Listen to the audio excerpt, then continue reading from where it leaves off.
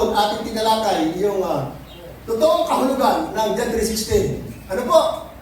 At nakita natin yung sanlibutan doon ay walang iba po kundi ang bansang Israel or House of Israel or the 12 tribes of Israel. Plus yung mga Gentiles na kabilang sa adoption. Sila yung sinasabi ng John 3:16 na sanlibutan. At masakit po sapagkat ang ating unawa sa sanlibutan sa John 3:16 ay lahat po ng tao. Pero nililiwanag po ng kasulatan na hindi lahat ng tao ang concern na iligtas ng ating malilikha ngayon, kundi lamang kanyang bayan. At ang kanyang bayan ay Israel.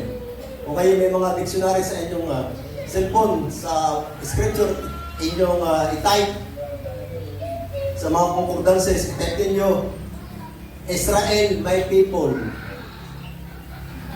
Or Israel, the people of God.